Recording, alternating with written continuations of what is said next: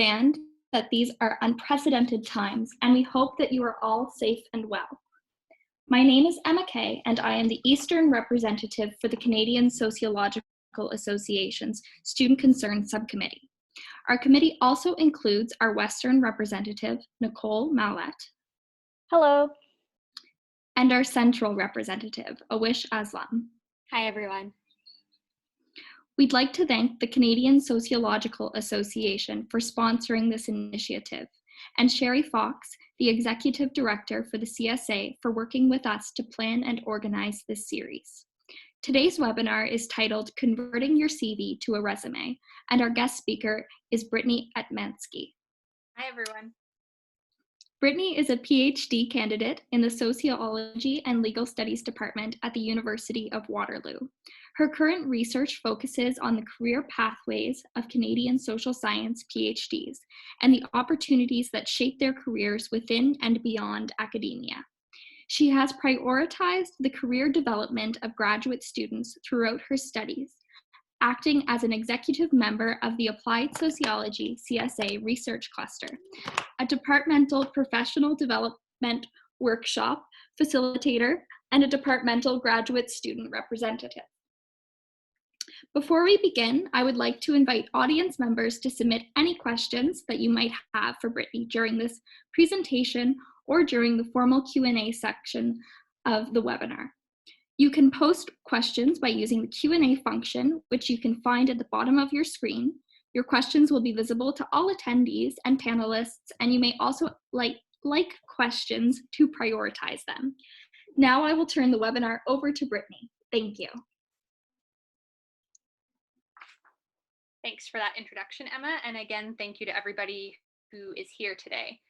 So first off, I just wanted to start with the webinar agenda so that we have an idea of what we'll be going over today. So we'll start out with an opening question or reflection, which I'll explain in more detail in the next slide. We'll then move into skills that employers have identified as important or in some cases crucial to them when hiring employees. We'll then move into the differences between a CV and your resume. We'll then start to talk about summary statements, which are kind of like your elevator pitch that you include in your resume, so explaining yourself within a very brief period. We'll then talk about, now that we know the differences between CVs and resumes, how we go about converting our CV into a resume with examples of both CVs and resumes, and also how to be applying to job ads with a specific resume and a specific job ad in mind. And then we'll end with some final notes just to wrap things up and talk about general do's and don'ts. So first, I wanted to start with a question to each of you, and I wanted to let you know that the way to be responding to this is to write your answers in the chat. The other thing to make note of is that only panelists can see your answers, so other respondents will not be able to see your answers. So my question to those of you who are attending today is, if I were to ask you, or a potential employer or a connection that you met at a conference or otherwise, were to ask you to tell them about yourself, what would you say and what sorts of things about yourself would you highlight? So I'll give everybody just a few minutes now to write in some of their answers of what they would say about themselves.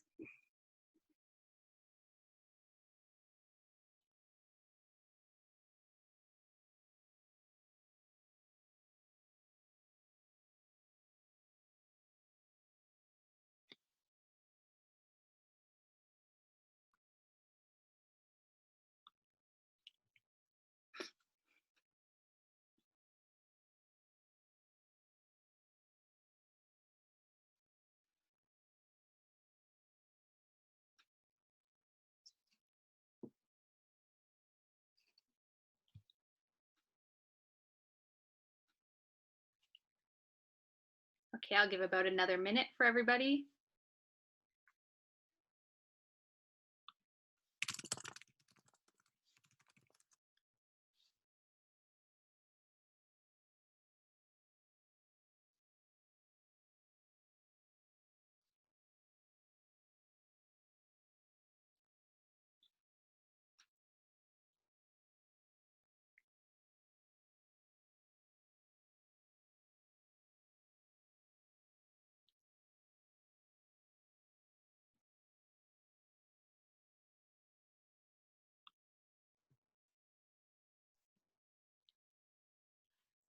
Okay, so in some of the answers, without going into too much detail of any one person's answer, I see a lot of things of you guys talking about things like being a PhD candidate, talking about potentially where you went to school, what your areas of research are, and that sort of thing, which is oftentimes what most people tend to think of when answering this question.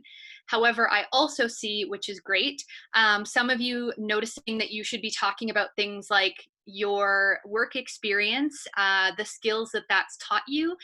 And in particular, someone mentioned how what they've learned has been contributing to the goals or what it is that they're wanting to do moving forward. So that's great. You guys are smart cookies and you're already ahead of the game. So the thing that I want to make note, and I'll go over this in this example, is that from my standpoint, it's not enough to simply talk about using myself as an example. My name is Brittany Etmanski. I'm a PhD candidate here, and my research talks about X. When you're trying to apply to jobs, particularly outside of academia, sometimes we have the habit of going into specific jargon of our discipline that doesn't necessarily mean anything to anyone outside of that discipline. So, oftentimes, what they're more interested in is the types of skills that you've been fostering. Your substantive area of research may still be of interest, but why are you a fit for their team? Why should they be invested in the skills that you've been fostering and things of that nature? So, when I was interviewing for my position as a research coordinator, this isn't verbatim, but to give you an idea of what that looks like, I said something to the extent of, my research has focused on education policy, so I'm drawn to the areas of school to work transitions and experiential learning. I'm skilled with mixed methods analysis and public speaking, as evidenced by my research presentations to campus administrators and international audiences. Moving forward, I'm interested in furthering my contributions to the field by examining the effectiveness of graduate level experiential learning, which is why I believe I'd be a great fit for your team. So as you can see from this example, I highlight some of the skills that I think would be of interest. So being competent with mixed method analysis and public speaking. I've talked about the results that I've delivered. So I've given research presentations to campus administrators and international audiences. And I also talk about my goals moving forward and why that would fit with their team. So examining the effectiveness of graduate level experiential learning. So now moving on to some of the skills that are desired by employers. The examples taken here come from the CCCE report, but other sites like Forbes and anything else that you may find online tend to articulate similar skills. So this gives us at least a good kind of baseline for what it is that employers are looking for. So they've emphasized things like people skills, communication, problem solving, analytical skills, leadership, industry specific knowledge, so those are your hard skills, functional knowledge, technological literacy, project management, and creative thinking. So the thing that I want everybody to be thinking about or reflecting on here is the fact that we develop a fair number of these skills during grad school. So for example, for those of us working on a thesis or a dissertation, that often teaches us things like problem solving, analytical skills, and project management. We just don't necessarily market writing a dissertation in that way. So again, just kind of giving you the idea that we need to really start thinking about shifting our mindset and framing from the perspective of the employer when we are writing our resume. The other thing that's kind of a don't to be mindful of here is that sometimes we tend to focus on selling our hard skills, so the industry specific knowledge, which of course there is a time and a place for, but you need to show that you are able to do more than that. So for example, if you're a qualitative researcher, it may still be of interest to say that you know how to use NVivo, or if you're a quantitative researcher, that you know how to use SPSS data or anything like that. However, it's also important to show that you know more than simply those hard skills. That isn't the only thing that's a selling feature when applying to these jobs. So now to look at some of the differences between a CV and a resume. So I've listed the table here to compare and contrast. A CV tends to be very academic oriented, so we focus on things like publications, funding, conference presentations, and so forth, very research focused. whereas a resume is very industry oriented. So again, we're not necessarily using the same jargon that we would in academia. We're talking more about our work experience rather than simply listing things, which pulls us into the next point about CVs being very list oriented. So oftentimes we'll list the teaching assistantships or TAs that we've held. We'll talk about the research assistantships or RAs that we've held, but we won't necessarily list out the roles or responsibilities of each, what the results of those TAs and RAs were, versus on a resume that is highly encouraged to be doing. They want to see what was the outcome, what did you achieve with each of the things that you've done. As mentioned, the CV focuses heavily on research, whereas the resume focuses heavily on work experience and skills. A CV tends to be long. If any of you are like me, you often hear as long as possible to show that you have done as much as possible. So it's fairly common, I would say, to see CVs of 6 pages or longer, versus a resume is meant to be as concise as possible. It should only be 1 to 2 pages because an employer typically skims, at least initially, your resume for no more than 10 seconds. So they need to be able to find what is most pertinent to them as soon as possible. And then finally, with a CV, oftentimes it follows somewhat of a template. So you may, for example, have a teaching-oriented versus a research-oriented CV, but generally you include the same things on both. You may just switch the order of each. Versus with a resume only highlighting 1 to 2 pages, you need to make sure that anything that is of highest interest to that specific employer is on it, so it will often be customized to each position that you apply to. So here I've given an example of what a CV would look like, just in case some of you haven't formulated your CV yet, which is totally okay, depending on where you are in your program. So the thing to note here, I've just copied the first page, again, of probably about 6. This CV starts out with listing the participant's education. It then moves into talking about their research and teaching experience, followed by funding, publications, presentations, and then ends with things like academic service, potentially references, and so forth. So again, very list oriented, as we can see from some of the things that are down at the bottom. They'll talk about the roles that are held, but they won't necessarily explain what those responsibilities of each role were. As mentioned, it's very focused on academic research, so on publications, presentations, and that sort of thing. And it tends to follow a general template. So a lot of the research coming first, and teaching and other service-related experience coming subsequently after research. In comparison, when we look at the resume, we can see that it starts and ends in a very different way. Again, I've just taken the first page of this resume, but you can find the second one at Standout CV. So it starts out with that summary, the summary statement that I said we would speak a little bit more to. It then goes into key skills, then work experience, followed by education. So the thing to note here is that the summary statement and key skills are new. That's not something that we typically see in someone's CV. The other thing to note is that education is typically listed last on a resume, unlike being listed first on a CV. So I know that the font is probably a little small here, but what we can see from the resume is that it usually avoids that jargon that we talked about that we might use within academia. And instead, it focuses on explaining work experience and skills. So if we look under career summary, we can see that the person has outlined each of their positions, but then they've also listed some key responsibilities and key achievements of both, which are typically not something that is listed on a CV. So it's able to give the employer a better understanding of what it is that that person was doing in each of those roles.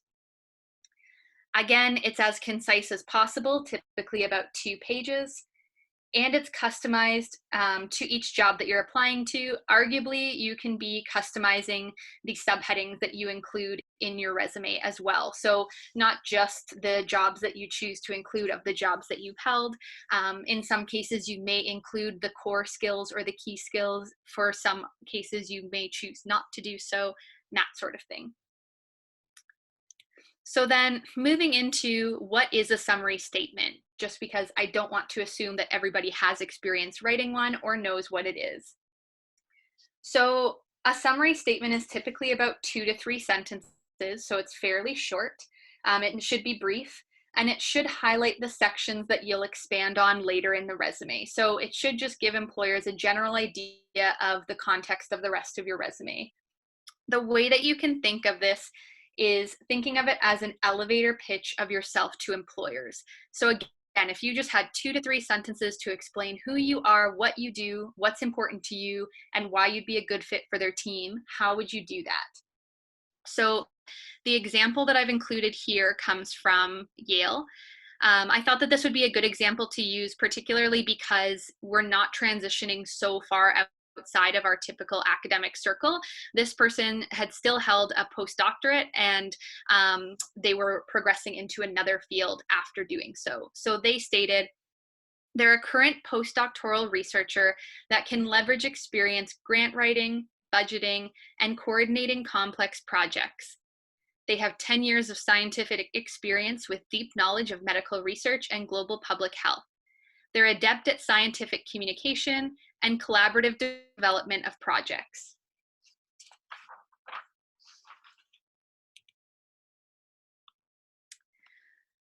Now, moving into your work experience after drafting up your summary statement, the important thing to remember here, again, is to avoid being list-oriented. So whenever possible, you want to focus on your results and what it is that you achieved in each of your roles. Secondly, you want to try to quantify those results whenever possible. So in terms of a number, in terms of a percentage, anything of that sort. And then finally, you want to use strong verbs when you are starting to write out what your roles or responsibilities were. So for example, using verbs like executed or initiated instead of using more passive verbs like led and handled. So the first way to start thinking about how to write up our resume and how to be writing up our work experiences, our roles and responsibilities, the skills we've gotten out of it, and that sort of thing. The way that I've always done this is to do this table out or some sort of mind mapping to see what is already included on my CV, so it's not too far of a stretch, and then how can I adapt that to a new setting. So the thing to note here before we get into this is that oftentimes when you're applying for a job outside of academia, you can't assume that your employer has a PhD, so you need to ensure that you're able to translate your experiences. So the table here being a starting point with the column talking about activities, these are work experiences that many of us would have gathered in our master's or our PhD. So a teaching assistant, a research assistant, or a sessional instructor. Then you move into the tasks column or the responsibilities. And the thing that's important to note here, if any of you are like myself and imposter syndrome is a thing that you struggle with, is to remember that nothing is too small. So the thing that I find most often with myself, colleagues, and otherwise is that, for example, under a teaching assistantship, we may say things like, grading papers was our most important job versus answering a few emails just didn't seem important enough to really list it down, or I didn't spend enough time doing it to justify X, Y, or Z thing. But again, the important thing to notice here is that nothing is too small because it still contributes to your skill set. So looking at the tasks, for example, as a teaching assistant, you've probably had experience grading papers, conducting office hours and answering emails, and proctoring exams. As a research assistant, you may have collected existing research. You may have done some primary data collection and analysis, and you may present those findings, whether it's at conferences or otherwise. And then finally, as a sessional instructor, you're often creating slides and assignments for your class. You're presenting the material usually on a weekly basis. And again, you're holding office hours and answering emails for your students. So then finally, this is what is kind of a stretch beyond what we typically list in a CV, but helps us start to think about translating this to a resume, is what are the skills acquired from each of these positions? So my argument for a teaching assistant, using the skills that we had talked about in one of the earlier slides, the top skills that are requested by employers, teaching assistantships teach you communication, people skills, and leadership. Research assistantships teach you problem solving, analytical skills, project management, and communication. And being a sessional instructor teaches you leadership, creative thinking, and communication. So the next step moving beyond this table would be to tailor the skills acquired to a specific job ad, which we'll do later in these slides so you can see an example of what that looks like. But this kind of provides a general baseline or starting point for transitioning your CV to a resume. So one of the ways that has worked best for me, and I found has worked best for others, when transitioning your CV to a resume, and specifically when trying to write out what your roles and responsibilities were, is to follow the PAR method. So the P of the PAR method stands for problem, where you should be identifying an issue or responsibility of that work experience. The A stands for action, where you discuss how you address that issue or responsibility. And then finally, the result. So you explain the outcome. So as an example, draft 1 here might be something that someone would include when they're just talking about their initial draft of what they've done as a sessional instructor.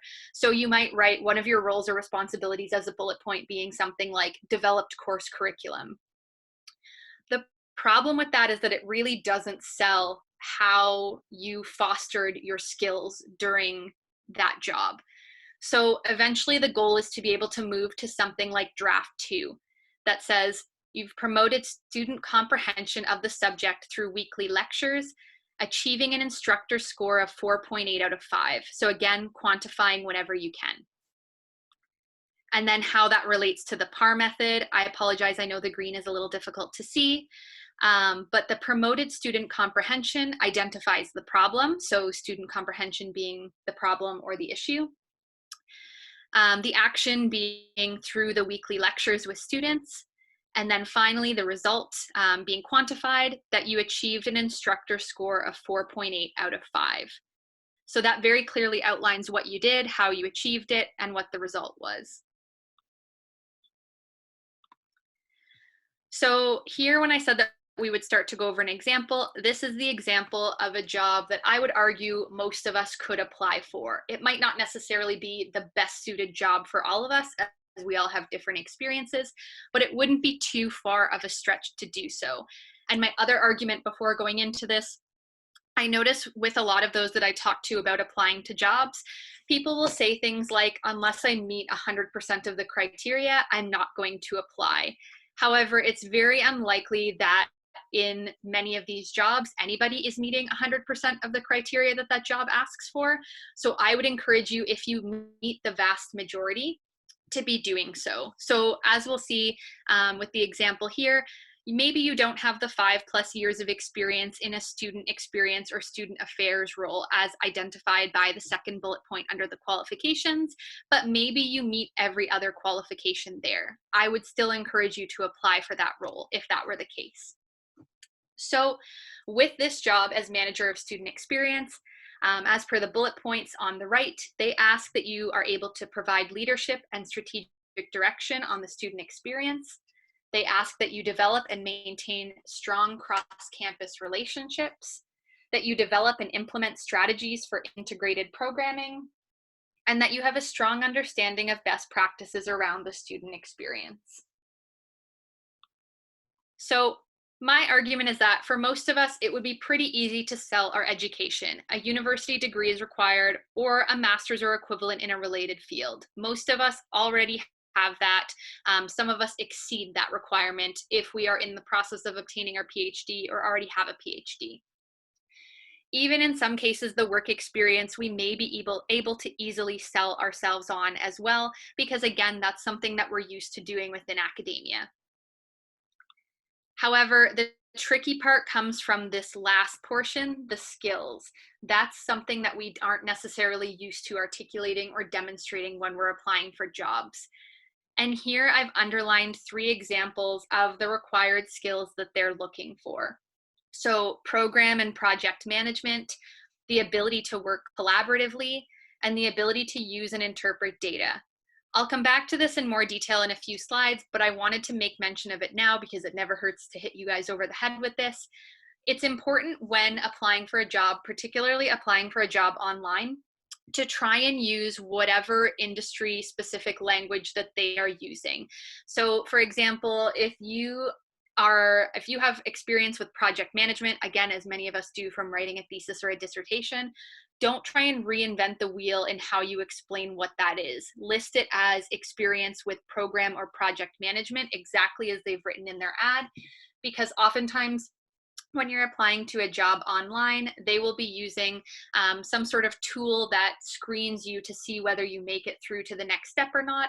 And if they're not picking up on keywords that they have asked that screening tool to identify on your resume, even if you're saying it in different words, you might not necessarily make it through to the next phase or the next step of the hiring process. So again, coming back to this table that we had started with in a few slides ago, the thing to note here before I get into this updated version is that as you become more familiar with the process of translating your CV to a resume, you may be able to skip this table and move right to the PAR method that we had discussed earlier. But I wanted to provide an example of the table again, just for those of you who may find it useful to start here as a baseline. So as we can see, the activities remain the same and the tasks remain the same. So that's the thing that's kind of nice is once you do this activity once, all you have to do is update those sections as you continue to gain work experience, but the work experience you already have and the tasks that you've already done don't change. So what's changed here is the section that's bolded under skills acquired. So this, instead of using those top skills that employers have asked for that I used in the last example, I've adapted this to the skills identified in the Manager of Student Experience ad. So a teaching assistant now reflects flexibility and an understanding of priority populations. A research assistant now reflects project management, collaboration, and the ability to use and interpret data. And finally, experience as a sessional instructor shows our ability to take initiative and our understanding of priority populations. Then once again, moving this to the PAR method to be able to start writing these out as our roles and responsibilities of our job into bullet points on our resume. I've listed 2 examples here.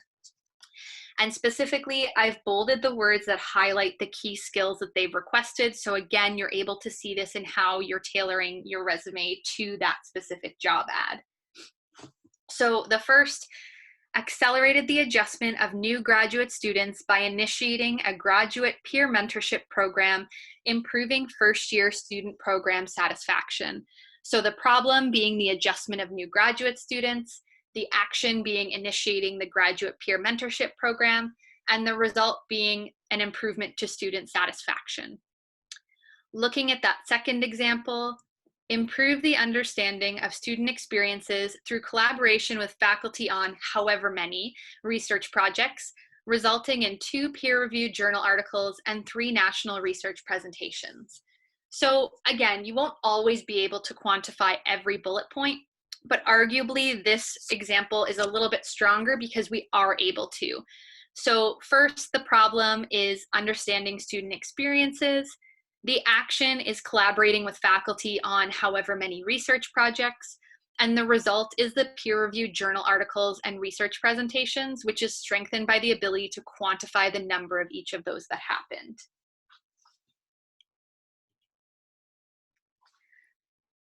So then just in terms of final notes and some reminders, again, please make sure that you're customizing your resume to each job ad. Just like when you're writing a cover letter to academic jobs, employers can tell when you've given them a cookie cutter resume that you're using towards, let's say, any job as an analyst. The other thing to keep in note, again, is to keep it under 2 pages unless it's explicitly stated that they're looking for something more than that. Because again, remember that the employer will probably only look at your resume, at least initially, for 10 seconds or less. So relating to the third point, be mindful of format. Because of how short of a time the employer is looking at it for, it's best to make your resume easy to skim. So including that summary statement at the beginning, including those key skills or core competencies at the beginning to set the stage if they don't have time to read through your entire work experience. And it's also important to include some white space. So don't try and fill up your resume as much as you can, change your margins and that sort of thing. It just makes it a little bit more fatiguing on the eye if everything is jam-packed into 2 pages. Beyond that, make sure that you're proofreading and avoiding jargon.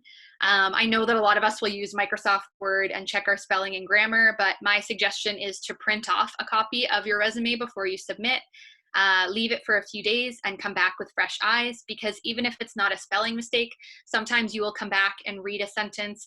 So you might read one of the bullet points under your work experience and realize that it's not saying what you want it to say, or it's not flowing in the way that you had hoped. And so then that's something that you can address before submitting that to the job. Beyond that, we didn't talk about this today, but I think it's an important point for you all moving forward. It's very important, especially during your degree, if possible, to be building your industry networks, because these build your references that you can be pulling on when you graduate and when you're looking for a job. So doing things like cold calling or cold emailing people out in the workforce to see if you can do an informational interview with them. Then you'll get an idea of what their company is looking for. And again, you can be tailoring your resume to those specific things that other job candidates who are just applying blind online may not know. Beyond that, references may also be able to tell you of a job opening before it gets posted online, so you may have more time to be preparing for that job. And then the final recommendation is to make use of institutional resources whenever possible, especially because these have increased so substantially in the last 5 to 10 years. A lot of schools have career departments that offer workshops like turning your CV into a resume.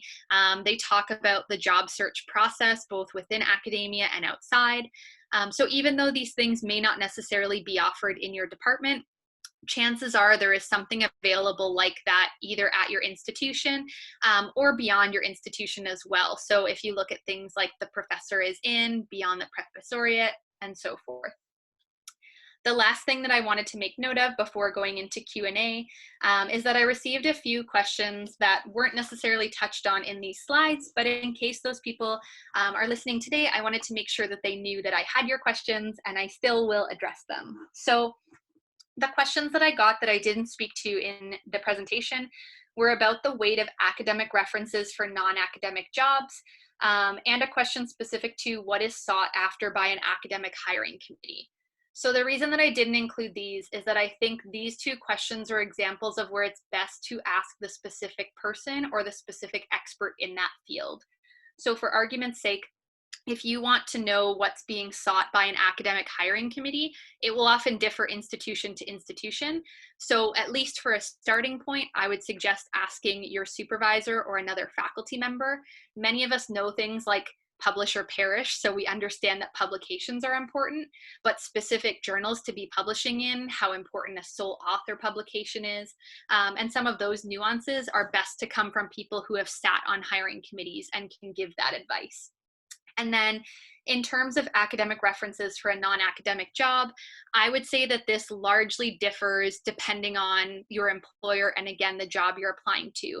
So for example, for my job, which is a job as an alternative academic or an alt-ac career, my job is still on campus. And so because my references were so related to the position, they carried a lot of weight behind them. But if you're applying somewhere where people may not know who your references are, it may not be like a hot person in that field, they may not hold the same weight, and it may be better for you instead to be conducting those informational interviews during your degree so that you can use one of those references as you get to know them better and as you progress throughout your program when you're applying for these jobs. Just quickly, as to what I'm noticing in the chat, someone said if they asked if they could have some slides of the presentation sent to their email. So I will let the other panelists talk about how they are going to do that. But this will be posted and transcripts will be posted. So I'm sure that there will be places you can find it. I'll just leave it to them to share how it is that you guys go about getting that.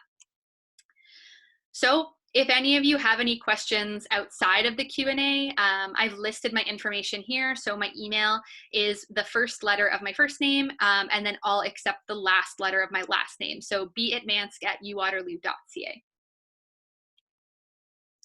Now I'm happy to take any questions, and thank you all for listening. Perfect. Thank you so much for your presentation, Brittany. Mm-hmm. We really appreciate all the work you put into this, and I'd like to move us to the question period. Now we've gotten a few questions trickling in, and I have a few here that I received in advance. Sure. And before I do that, just in terms of accessing the slides, all of this information will be made available online. I don't know if we've posted the slides in the past, but that's something we can certainly talk about since they are going to be posted in the form of a video. So I'll read out the questions the audience has submitted through the Q&A function. Sure. Let's get started. The first question is, what is an alt-ac career? Okay. So I know that I had mentioned alternative academic, but realizing that may not necessarily mean things to anybody either, I apologize. So essentially, an alternative academic career is a job where you are still working on campus, you are still working for the university, but you are not a traditional faculty or tenured track or tenured faculty member. So you're a staff member of the institution, but you're not faculty. So in my case, to give you an example, I will be starting as a research coordinator. So I will be researching experiential learning. I will still be doing things like publishing and presenting at conferences, but I'm not affiliated with a faculty role. All right, thank you. And where do you search for jobs? Do you recommend any websites? So I would say this very much depends on the field that you want to go into, because I'm sure that there will be some that I will miss. So the first obvious one when people say I want an academic job is to look at things like university affairs, because they tend to post all of the jobs that come into our institutional emails anyway. Outside of that, it may seem a little counterintuitive to some, but honestly, I recommend going into whether it's Monster, Indeed, other sites like that. I have colleagues who, for example, at Sheridan College, unless something has changed in the last 2-ish years, Sheridan College only posts their job recruitment ads on Monster. They don't send them through email, and they don't send them through Indeed or other sites. Beyond that, I would take a look again at some of those websites like Beyond the Professoriate. Sometimes they'll post some things. The CSA will also post things sometimes. Other than that, sometimes places like Cheeky Scientists will post things. It's all just a matter of kind of finding whatever venue makes most sense for you. Beyond that, once you start to get an idea of the job titles or the employers that you like working for or that you're interested in working for, then I recommend going to their site specifically. So with my job, I had been cruising the Waterloo website to see what jobs they had. For example, if you wanted to work in a hospital setting, rather than trying to check on Indeed, it's probably best for you to then look on a specific hospital's website, as they will often have the most up-to-date information. Perfect, thank you. To follow up on that question, this one ties into it a little bit. Can you give us an idea of the kinds of jobs or job titles that MA or PhD graduates from sociology can apply for? Yeah, of course.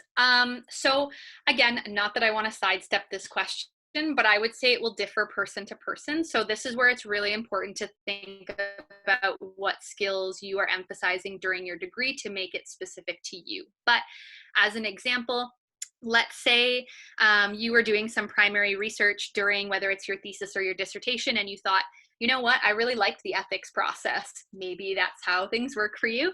And then you take a look into where you could work doing that. You could become an ethics advisor. Or again, maybe you really like the research component like myself, and you could become something like a research coordinator. Or if you really like the idea of working for yourself rather than working for an employer, you could become something like a consultant. So there's various job titles, and I'm hesitant to, let's say, suggest here's the top 2 or 3 to start your search. Instead, I would try to put in I know that I had talked a lot about your transferable skills, but I might put in some hard skills in my search too, and then see the general job titles that those are recommending, purely because, for example, even in the 1 year that I was conducting my job search, the job titles changed so much. Like, I think when I had first started applying, a lot of them were called things like policy analyst. And again, the job that I ended up getting was called a research coordinator, which is a completely different title, even though they do very similar things. So a little bit of both. It's definitely helpful to look at what some of those titles are, but I wouldn't hold hard and fast to only looking for those job titles. I'd make sure you're still including your skills too. Great, thank you. Mm-hmm. All right, and so another question from the comments or the Q&A section is, do you have any tips for guarding against employers deeming candidates with PhDs as overqualified for positions? Yeah, so this one I will start out by acknowledging that I think this will differ wildly depending on who you ask. So if you ask someone different than me, you might get a very different answer. This is just my 2 cents. So you feel free to follow it or don't. That is your choice. I have heard from a lot of my respondents of my dissertation that in some cases they didn't list their PhD on their resume because they didn't want to be seen as a flight risk or as overqualified. However, my argument is I did list mine. Granted, I think all except one of the people in my department has a PhD, and the other person in the department still has a graduate degree. So they have a very different understanding of graduate school than other employers do. But I would say I would still list the PhD because your education is so far down at the bottom. It's not the first thing that you're listing on a resume. And the way that I would kind of guard against that just again goes back to the skills. So making sure that, let's say, you're not necessarily overselling your education. You're not relying on your PhD as a crutch to sell why they should hire you. You're able to say, I have X number of years experience with this. So for example, if your PhD took you 6 years, you already have 6 years of project management experience, and what are the types of things that you've learned during that time. So really selling your PhD as work experience rather than trying to sell it as education, if that makes sense. Yeah, I think that makes perfect sense. Great. All right, and we have another one. Is it wise to gain experience outside of academia during your MA or PhD? For example, Yeah. doing work beyond TA-ships or RA-ships on campus? Yeah, so my research is on experiential learning or work integrated learning, so I'm extremely biased when answering this question, but I encourage students whenever they feel that it would be of benefit to them to be looking into those things. So it doesn't even necessarily have to be an internship or a long-standing part-time job. Even if you're doing volunteer work, even if, again, you're just going out to build your networks for a couple of hours a week, a couple of hours a month, just to kind of get an idea and build your awareness of what jobs outside of academia look like. Because the thing to keep in mind here, even with supervisors who, let's say, are very supportive of those of us who want to pursue a job outside of academia, right? Not all of them are forcing us to continue in academia. Most times, the only job they have ever had is in academia. So they don't necessarily know how to help us or how to guide us to getting those sorts of jobs beyond that institution. So if you were out doing some sort of volunteer experience or you looked into internships or things like that, that's what's going to tell you if a career in that industry is right for you, versus trying to research it without having that applied component won't necessarily be able to tell you that. So this is my personal opinion.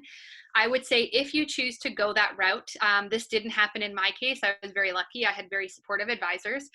But your advisor may have some pushback about how that will affect your time to degree.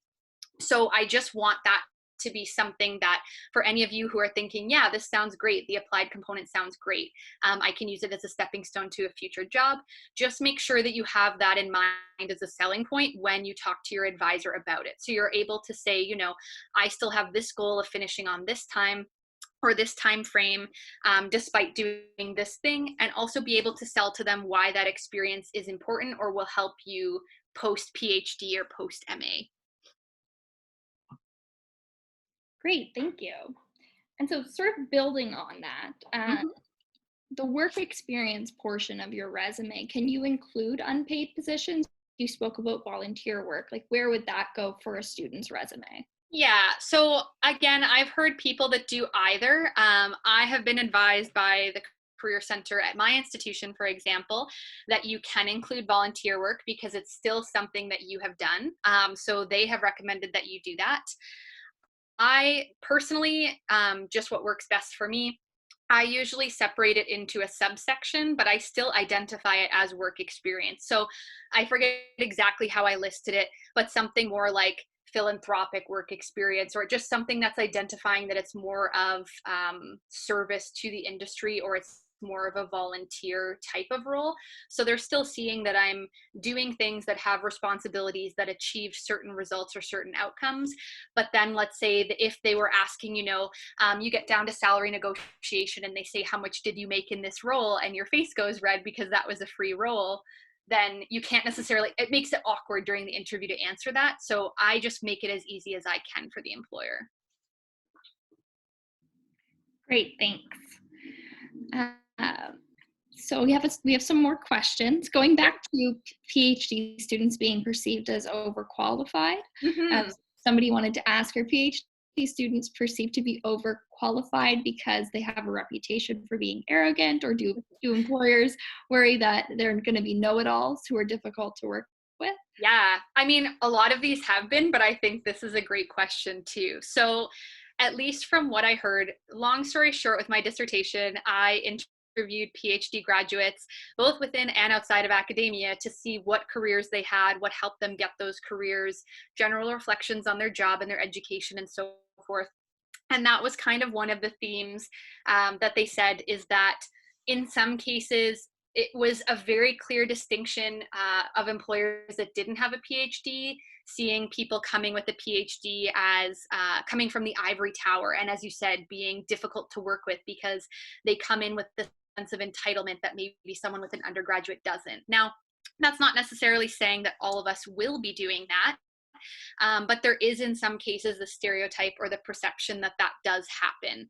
So I think the key thing, or the key way, I know this wasn't the question, but to be avoiding that is when you're going in, again, making sure that you are being confident in yourself and being confident in your abilities, but also understanding that even if you've had roles before this is kind of your entry into the labor market or the marketplace outside of academia. So this is really your first time dipping your toe into that. So you don't necessarily know everything yet. There are things you can be learning from your employer, and make it known to them that despite your experience, you're interested in learning about X, Y, or Z thing. And again, making that fit clear to them and their company. And I think that that kind of washes over the feeling of, oh, this person's coming out and expects to earn $100,000 a year and already knows X, Y, and Z, and we can't teach them anything. All right, thank you. So another question from the audience is, how long does the job search take? How long before finishing school should master's students and PhD students begin applying for jobs? Sure. So the statistics on this will always continue to change, but the last time I looked, so when I started looking for jobs, the average time from graduation until finding a job, I think, was about 1 year. So the important thing with that to note is that if it takes you a few months, don't think of yourself as a failure, because you have become so specialized in a specific area that sometimes it's difficult to find the exact role that works for you, or even a role that works for you. In terms of how long should you wait to apply for jobs after finishing school, my argument here is that you should be applying before you finish your program. So I am currently in the process of waiting to defend my dissertation, and I applied for jobs, academic jobs, over a year ago, and I applied for the current job that I will be undertaking about 6 months before I wanted it. Timing won't always work out. So the thing to keep in mind is when you're applying to industry jobs, unlike academia, you aren't necessarily applying a year out. The exception being government stuff like some Stats Can jobs, Statistics Canada, sorry. They'll want you to be applying a year in advance, but most others will ideally want you maybe about 1 to 3 months out. So I would say I would still begin searching before that, just to get an idea for what the types of jobs and the job titles are that you want, and then building those connections and stuff like we said. But if you've done all of that, I would seriously start doing so probably a little bit prior to when you set up your defense. Great. And I don't know if you know this, but do most PhD graduates in sociology end up working outside of academia? I do know this. Sure. So research that I had published a while ago, I think it said at least 60 something percent end up in jobs outside of academia, but that number increases to, don't quote me, I think 80 something percent when we look at those who obtain jobs other than permanent jobs as a tenured professor. So the vast majority of graduates, you can find tons of reports on this too. Conference Board of Canada, if you look through Higher Education Quality Council of Ontario, HECO, and again, some of those other resources like The Professor is In or Beyond the Professoriate, lots of them all speak to this. And more than half of graduates obtain jobs outside of academia, yes. And so the next question is more about the academic CV. Sure. Do you have an idea of what should be included in the funding section on an academic CV? So I would say, I mean, I guess maybe if this person doesn't mind writing a follow-up question just to make sure that I've answered your question, but it doesn't necessarily have to just be tri-council funding, so CIHR, SSHRC, or NSERC. It can be other institutional scholarships, federal scholarships, provincial scholarships, or awards and grants. Usually for me, I separate them out by type. So again, whether it's a scholarship, whether it's a grant, and then I also separate out bursaries because bursaries will oftentimes be needs-based. And so I found that that's been helpful for me to show what has been kind of funding based on my circumstances versus what has been funding based on more of like a merit-based type of situation. Great, thank you. And the next question is, what is a reasonable salary range to expect for your first job after graduating with an MA or PhD? Yeah. So I guess just for a little bit of a laugh for myself, I don't know. Eventually, just kind of feel like I'd be happy to get any job. So I may not be the best person to ask because I was just so excited to graduate into a job and I felt so grateful for that. But I would say the one thing before answering this to note is that a PhD won't necessarily pay off in terms of more money than an MA. So again, unless research has changed, chances are if you're trying to make more money, the MA is where that cost benefit analysis is kind of plateaued. The PhD, if anything, will usually just open doors to different jobs, not necessarily more money. So I would say, to me, money isn't everything. The happiness of my job is something that's also very important to me. So weighing that in, of course, but I would say generally try to look for a starting salary about $50,000 or more. Again, it all depends on what your skills are.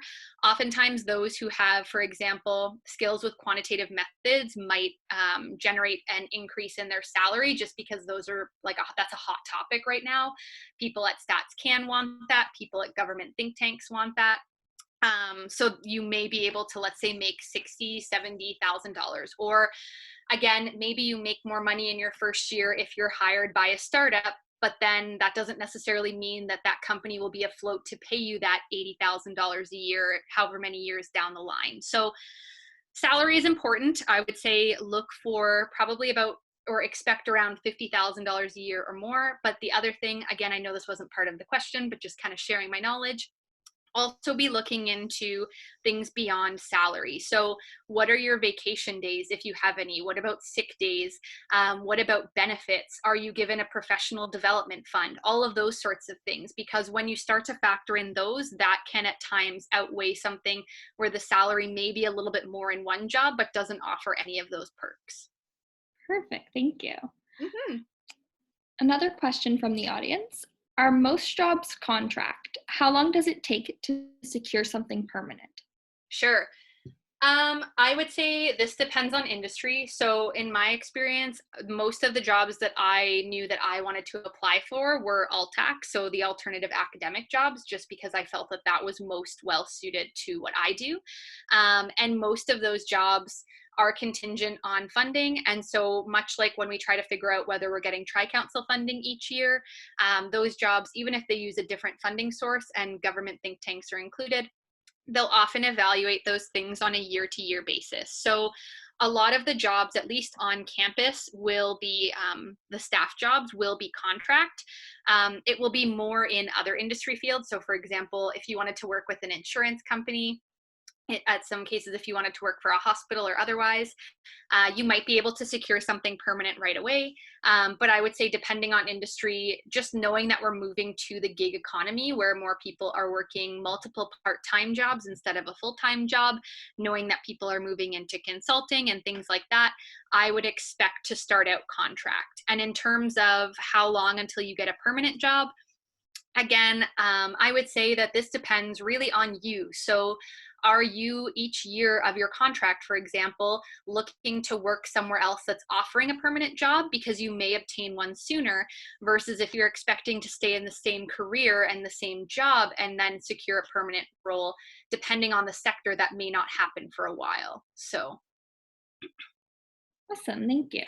mhm, So we have a couple questions about the non-academic field. of course. Um, is there stigma around finding a non-academic career? Do people Yep. in academia not support this because they consider it a failure? Yeah.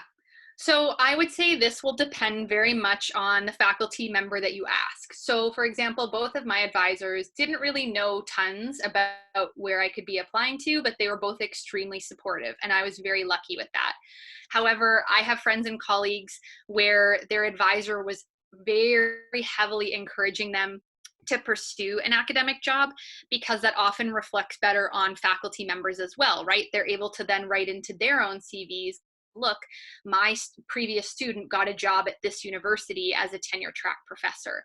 So I would say, again, very much depends on faculty, very much depends on department. I think there will always be a push to pursue an academic job because the PhD, in my mind, is a professional program. It's geared to prepare you for an academic job.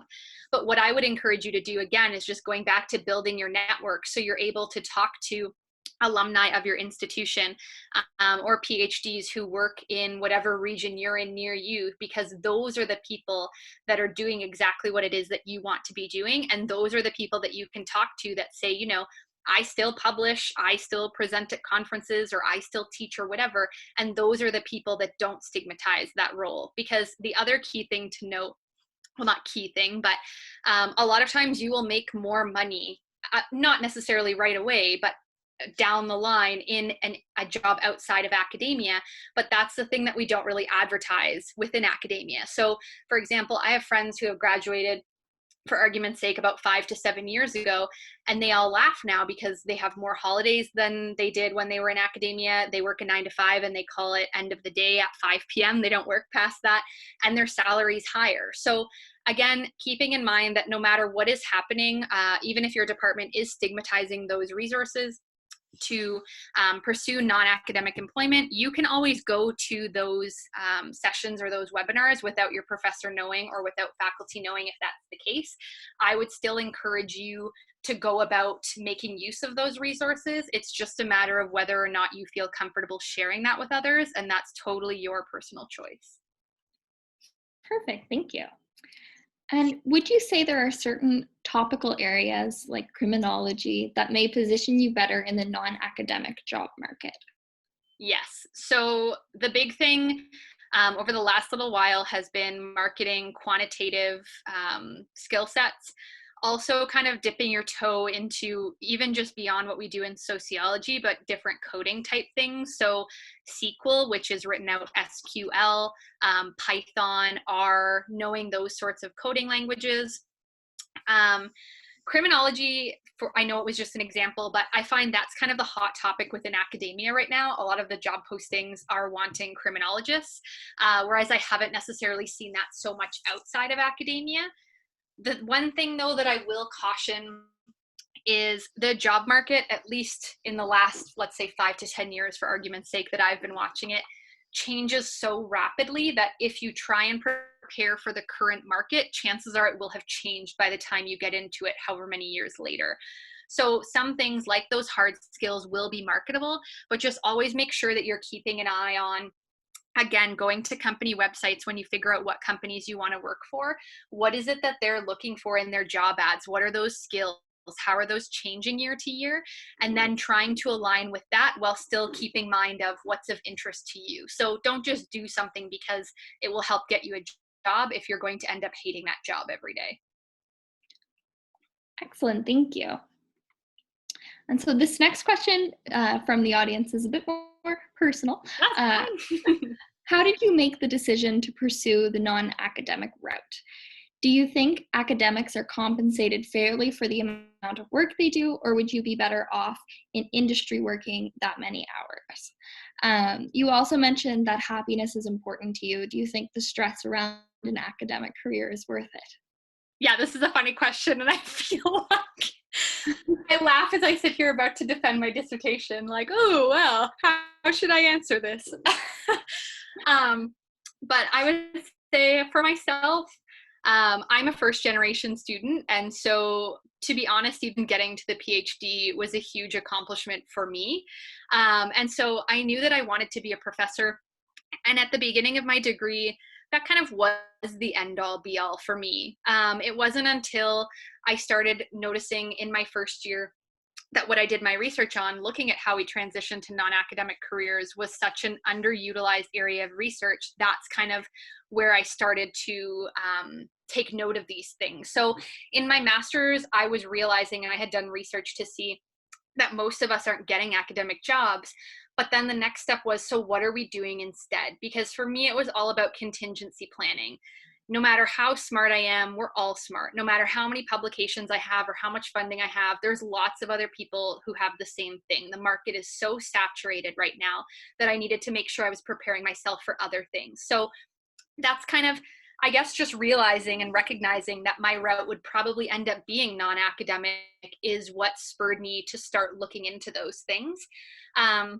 And then from there, just seeing what careers existed and what's of interest to me. So in terms of the next part of whether I think academics are compensated fairly, I would say it very much depends on your own department, and it depends on things like um, the general field of study. Engineers, for example, their salary as a professor, they get paid significantly more than most of us in social sciences, humanities, liberal arts. It depends on the institution. Again, I haven't checked this in a bit, but I think a while ago, the average salary of a professor was about $75,000 to start, which again is pretty good compared to, let's say, starting at 50,000 with industry, if that is what you are finding. But again, that first 5 years that you're trying to obtain tenure, you're on the clock always. So in my mind, at least, I thought about that is valuable, of course, to make more money. But what if, for example, I took a non-academic job, I worked 9 to 5, and then for argument's sake, maybe I'm a sessional 2 times a year, and that's already brought my salary up to that of an academic, and the hours are still pretty on par. So for me, I think, again, salary is part of it, but salary isn't everything. I looked at it like, what can I live comfortably with? And then I will base my decisions from there. For myself, The stress of an academic career, I would say this is just very personal to each person. For me, the further and further I got into my career, the more that I realized that everything I was doing to try and stand out still didn't really differentiate me from anybody else. So I think it really just depends on kind of waking up each day, each week, each month, each year, whatever, and deciding, is this something that I want to continue doing? Yes or no. So for me, for example, as I got toward the end of my project, I noticed my dissertation, sorry, I noticed that I was starting to get really burnt out because during my third year, I think I was working 70-hour weeks. And that's not something that my advisors ever imposed on me. It's just something that I felt guilty not doing because I feel like in grad school, often there's a lot of competition. And so it's always, what are you doing to make yourself look better than everybody else?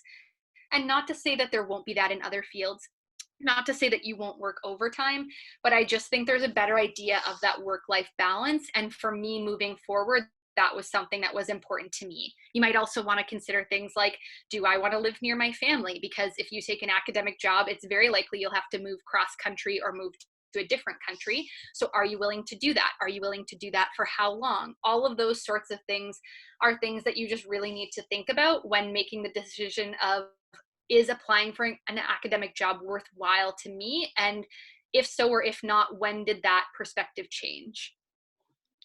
Great, thank you. So we're pretty much out of time.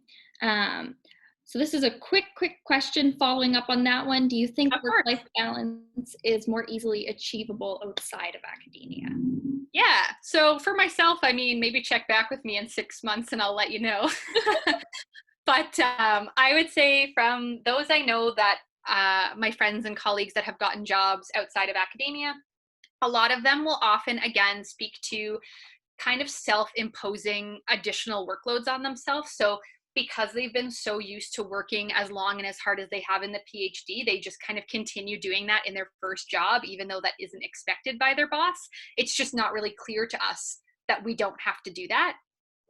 Whereas other jobs, let's say, that pay you more, they may be very fast paced and may expect that. So I would say, again, it depends on the job. I'd clarify that from the outset. But with a lot of jobs where, let's say, your office is only open from hours X to Y. Or if, for example, in certain parts of Statistics Canada, if you're working in a secure location like a research data center, that data center is only open from, let's say, 9 to 5. So you can't really be taking much home with you. So not always, but oftentimes, or at least in some cases, I would say the work and the effort and the initiative is still on you to recognize that you don't need to be working. But I would say so far, I'm getting the feeling that yes, there is a better work-life balance, at least initially. So compared to a tenure track professor outside of academia. But again, like anything else, there will be ebbs and flows where sometimes you're extremely busy, especially let's say if you're working for a company that has quarter ends or things like that. So it's all just deciding what you want to be doing moving forward and what's important to you. Do you want to, let's say, stretch for that role as a manager or director right away? Or do you want to do something that's more entry level and your typical 9 to 5? So Great, thank you so much.